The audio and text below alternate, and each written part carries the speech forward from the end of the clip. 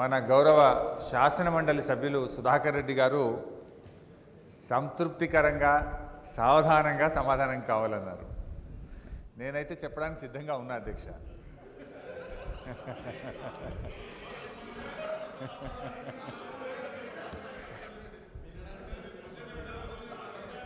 మా కన్నె ప్రభాకర్ గారు అన్నట్టు వినడానికి మరి సభ్యులకు ఒప్పుకుంటే నాకు ఇబ్బంది లేదు. ఎందుకంటే ఇది చాలా ప్రధానమైనటువంటి అత్యంత ముఖ్యమైనటువంటి ఇష్యూ అధ్యక్ష. అయితే ఇది ఆల్రెడీ మీరు గౌరవ చైర్మన్ గారు షార్ట్ నోటీస్ క్వశ్చన్ కింద మీరు నిన్ననే అడ్మిట్ చేసినారు. అది అడ్మిట్ అయి ఉన్నది. ఒకవేళ దీని కింద సమాధానం ఇప్పుడే చెప్పమంటే ఇప్పుడు చెప్పేస్తాను అధ్యక్ష. లేదు మీరు షార్ట్ నోటీస్ కింద ఆల్రెడీ అడ్మిట్ చేసి ఉన్నారు, మరి దాని కింద సమాధానం చెప్పమంటే దాని కింద సమాధానం చెప్తా అధ్యక్ష. అది మీరు చైర్మన్ గారు మీరు ఎట్లా ఆర్డర్ ఇస్తే మీ ఆర్డర్ను మేము అట్లా ఫాలో అవుతాం. షార్ట్ నోటీస్ కింద తీసుకుందాం. సుధాకర్ రెడ్డి గారు. అధ్యక్ష, ప్రశ్నలకు సంబంధించినంత వరకు సమాధానం ఇస్తే సంతృప్తికరంగా ఉంటుంది. కాబట్టి మా మంత్రి గారు చాలా ఎఫిషియెంట్ మంత్రి అని భావిస్తున్నాం. కాబట్టి తప్పనిసరిగా నా ప్రశ్నకు అప్రోప్రియేట్గా సమాధానం వస్తేనే ఆశిస్తా. అంటే ఏమైందంటే మళ్ళీ అందరూ అడుగుతారు నాకు. ఓకే సార్ అధ్యక్ష, మా సభ్యులు కోరినట్టు చెప్పేస్తాను అధ్యక్ష. फारूक भाई सबका है साहब, मैं आप सबका हूँ అధ్యక్ష. ఏ ప్రశ్నకు అవసరతను బట్టి పూడికలను తీసి పునర్నిర్మించడం ద్వారా చెరువులకు పిల్ల కాలువలను పునరుద్ధరించడం వల్ల వాస్తవ గొలుసుకట్టు చెరువులన్నీ పునరుద్ధరించడానికి ప్రతిపాదించడమైనది.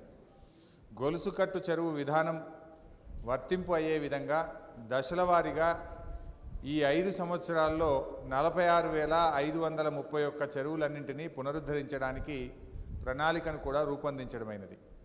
బి అధ్యక్ష, అవునండి. సికి అధ్యక్ష, ఈ చెరువుల పునరుద్ధరణ కార్యక్రమాన్ని చేపట్టడం కోసం దాదాపుగా 20 కోట్ల వ్యయాన్ని తాత్కాలికంగా అంచనా వేయడమైనది. చిన్న తరహా సాగునీటి కింద 2014-15 సంవత్సరానికి గాను 2016 కోట్ల బడ్జెట్ను కేటాయించడమైనది. డిసెంబర్ 2014 నుండి జూన్ 2015 వరకు పని కాలాన్ని ప్రతిపాదించడమైనది. చెరువులను గుర్తించడంలో స్థానిక ప్రజాప్రతినిధులు అందరికీ కూడా ప్రమేయం కల్పించడం అవుతున్నది. అధ్యక్ష, ముఖ్యంగా మనకు కాకతీయులు, అసఫ్జాహీలు, నిజాం కాలం నుంచి కూడా చెరువులను పెద్ద ఎత్తున కూడా తవ్వించడం జరిగింది అధ్యక్ష. అంటే మనిషికి నీరు ఎట్లా ప్రాణం అవుతుందో గ్రామానికి కూడా చెరువు ఒక ప్రాణం లాంటిది. మనం ఎప్పుడైనా ఆహారం లేకపోతే ఇంకొక ఆహారం ఏదైనా తినైనా మనిషి బతకగలుగుతాడు, కానీ నీరు లేకపోతే మనిషి బతకలేడు అధ్యక్ష.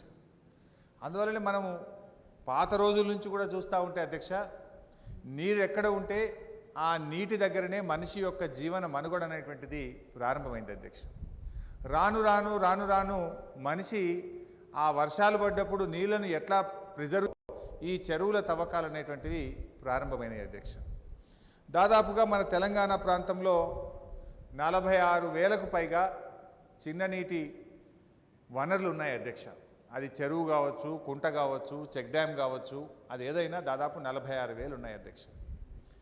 ఇది బహుశా ఈ దేశంలో ఏ రాష్ట్రంలో లేనన్ని చిన్న నీటి వనరుల మన తెలంగాణ రాష్ట్రంలో ఉన్నాయి అధ్యక్ష. అయితే గత సీమాంధ్ర పరిపాలనలో వీటి పూర్తిగా నిర్లక్ష్యం చేయడం జరిగింది. నిర్లక్ష్యం చేయడం వల్ల ఏమవుతుందంటే అధ్యక్ష, అంటే ఆ చెరువుల్లో ఉండాల్సినటువంటి నీళ్లు వాగుల్లోకి, వంకల్లోకి, అక్కడి నుంచి పెద్ద వాగుల్లోకి, అక్కడి నుంచి నదుల్లోకి, అక్కడి నుంచి కృష్ణా డెల్టాకు, అక్కడి నుంచి సముద్రంలోకి పోయినాయి. అంటే ఇందులో కొంత ఉద్దేశపూర్వకంగా జరిగినటువంటి నిర్లక్ష్యాన్ని కూడా మనం గమనించడం జరుగుతూ ఉంది. అయితే ఈ భారీ నీటిపారుదల ప్రాజెక్టులు చేపట్టే క్రమంలో మనం చూస్తూ ఉన్నాం. దేవాదులు కావచ్చు, కల్వకుర్తి కావచ్చు, ఏళ్ల తరబడి సమయం పోతూ ఉంది. దాని ప్రతిఫలాలు అందాల్సినంత వేగంగా ప్రజలకు అందడం లేదు. అందువల్ల మన గౌరవ ముఖ్యమంత్రి గారు ఈ చిన్న నీటిపారుదల ప్రాజెక్టులను యుద్ధ ప్రాతిపదికన చేయడం ద్వారా రైతులకు వెంటనే మనం కొంత రిలీఫ్ ఇవ్వచ్చు. మనకు బచావత్ ట్రిబ్యునల్ ఇచ్చినటువంటి అవార్డు ప్రకారంగా కృష్ణా గోదావరి నదుల్లో 265 టీఎంసీల నీటి కేటాయింపులు మనకు ఉన్నాయి.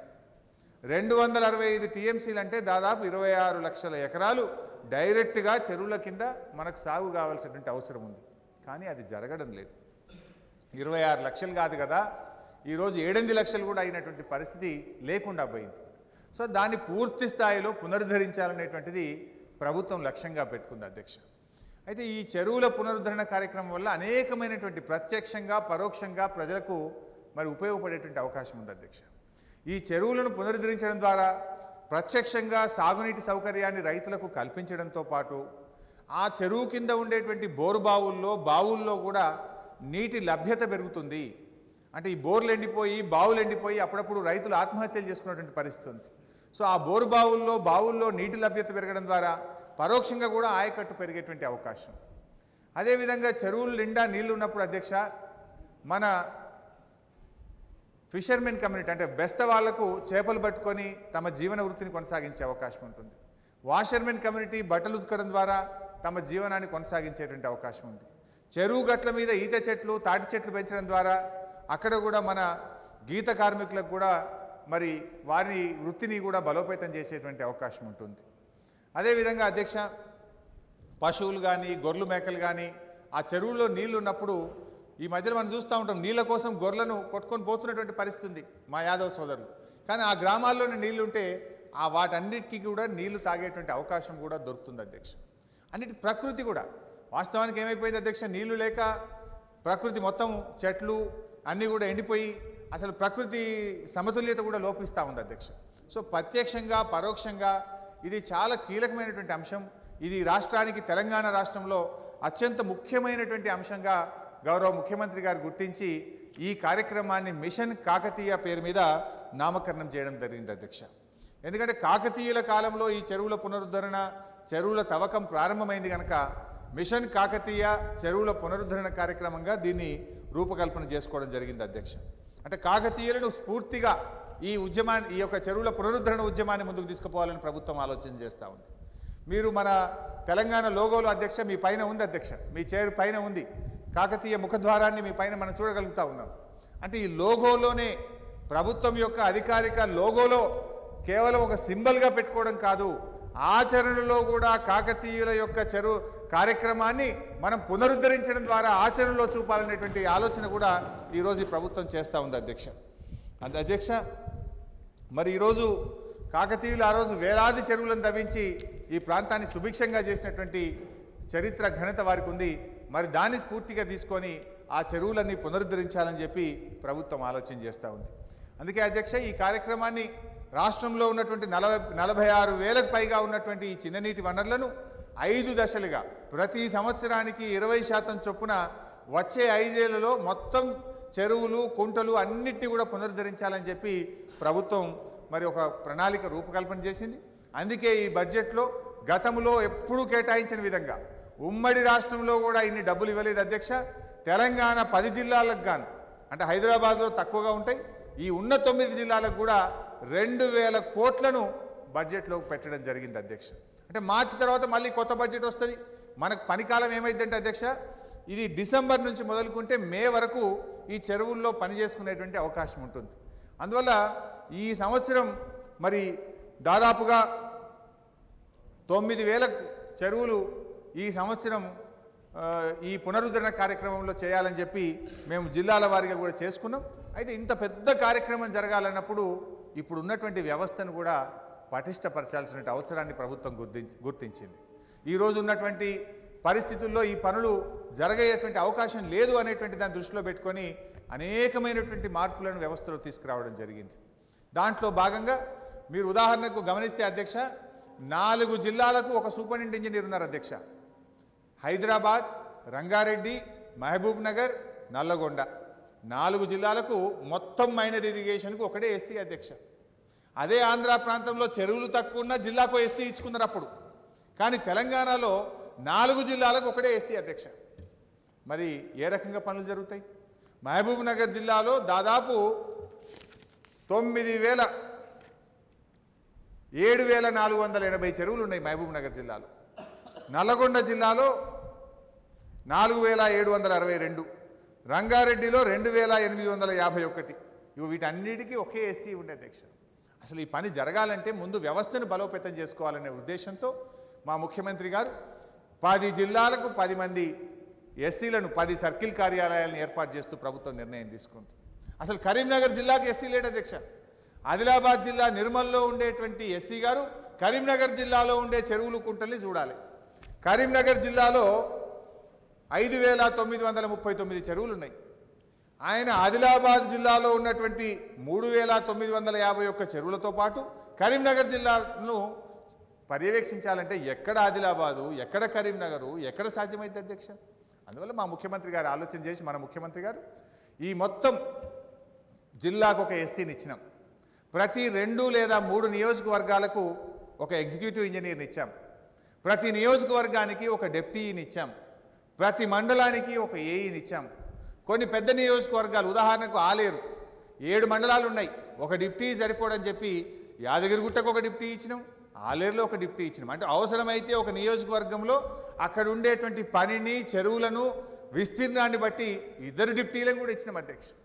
ఈ రకంగా ముందు మా వ్యవస్థనంతా కూడా పటిష్టవంతం చేసి మొన్ననే 2 రోజుల క్రితం పోస్టింగ్లు కూడా అందరికీ ఇవ్వడం జరిగింది అధ్యక్ష.